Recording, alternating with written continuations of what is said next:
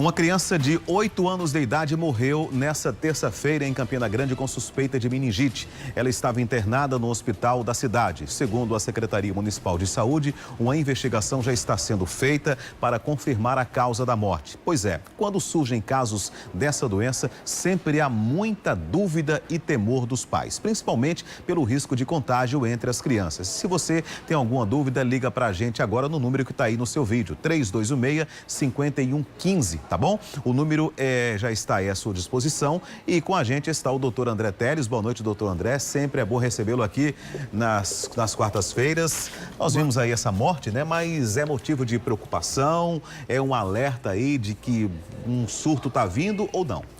Boa noite, Gilmar. Boa noite a todos. Pois é, essa doença não gera preocupação só aqui na Paraíba. Eu acho que a gente está longe de um surto, mas sempre é motivo de preocupação, né? Uma pesquisa feita por uma indústria farmacêutica para identificar os maiores temores dos pais em relação à saúde dos filhos revelou que a meningite é uma preocupação de 64% dos pais brasileiros. Além disso, ela aparece em primeiro lugar na lista de maior ameaça aos filhos, seguida por hepatite B, pneumonia, poliomielite, tétano e coqueluche.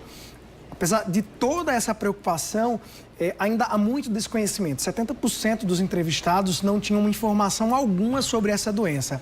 E a gente vai entender melhor como funciona essa doença. Olha só, as meningites, na verdade, as meninges, é uma membrana de proteção que envolve o sistema nervoso central e também a coluna. O que acontece é que vírus, bactérias e alguns protozoários, inclusive fungos, eles ganham a corrente sanguínea e acabam fazendo uma inflamação intensa dessas meninges. E por conta disso a gente tem uma inflamação do cérebro e daí se dá todos os problemas e por isso que a meningite é algo tão grave que, se não tratado a tempo, pode inclusive matar. André, quais são os sintomas da meningite, os primeiros sinais que já devem despertar preocupação e cuidados dos pais com seus filhos? João, a gente fala que os sintomas eles podem mudar de acordo com a faixa etária. Olha só, os sintomas mais comuns, a gente tem uma arte aí, a gente pode falar em febre alta, dor de cabeça forte, náusea, vômito, rigidez de pescoço, pessoal. A rigidez é tão importante que você tem dificuldade até de fletir a cabeça, encostar o queixo aqui no peito. Confusão mental, delírio, pode ter inclusive convulsão, intolerância à luz e a barulhos, cansaço excessivo e podem aparecer manchas pelo corpo, também são sintomas sugestivos de meningite. No bebê, que é a grande preocupação, vamos passar o próximo, por favor?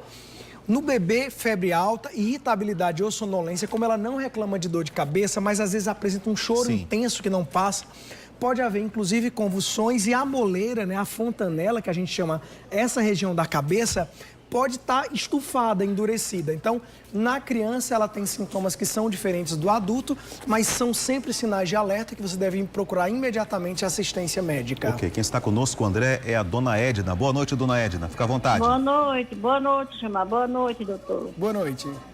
Eu queria saber se porque tem uma neta que tem 11 anos, ela gosta muito de tomar banho de piscina, diariamente. Será que isso aí pode ocorrer algum problema? Olha só, a gente tem, principalmente é importante falar, dois tipos de meningite. As bacterianas, que acontecem mais no inverno, e as virais, que acontecem mais no verão.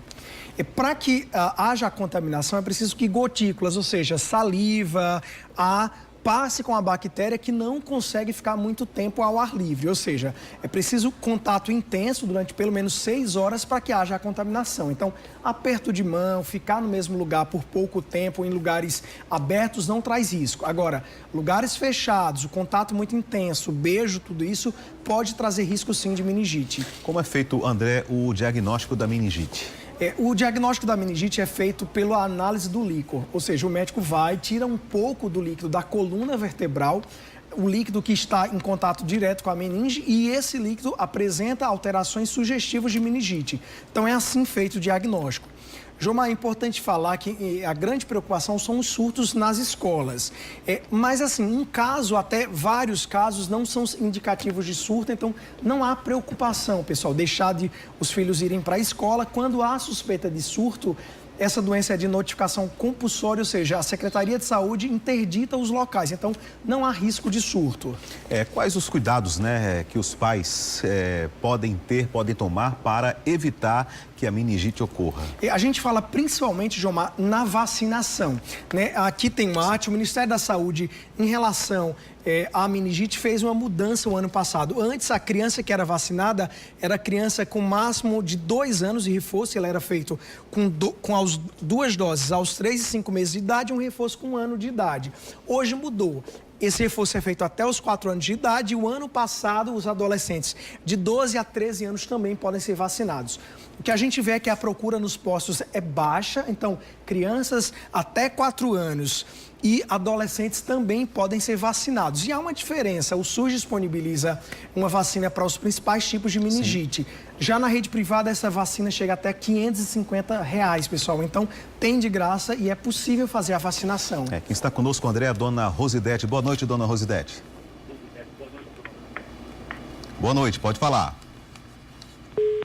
A ligação, dela caiu.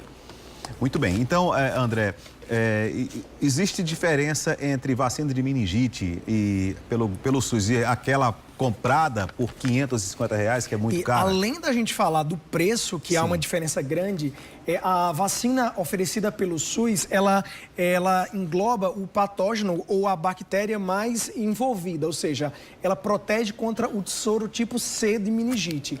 Já na vacina do convênio, são 3 sorotipos, o A, o C e o B. Portanto, a vacina comprada, ela protege mais. No entanto, o vírus mais prevalente, o sorotipo mais prevalente é o tipo C. Então, 80% dos casos vão ser prevenidas com a vacina do SUS. Como a gente falava também, é o tipo que mais circula. Então, se você toma a vacina, você provavelmente está protegido. Como essas populações têm maior risco de exposição, por isso que é importante se vacinar e evitar aglomerações fechadas, contato muito direto e falar da importância de levar para o hospital para qualquer sintoma desse, Jomar. Isso, nosso governo é fantástico, né? Sempre levando para o mais econômico. É mais um motivo para eu ter total descrédito com o compromisso de governo com a população, infelizmente. Agora, André, existe alguma dica a mais para os pais aí protegerem os seus filhos? Qual a dica do meu querido André Teles, como médico, para que os pais aí diminuam os riscos dos seus filhos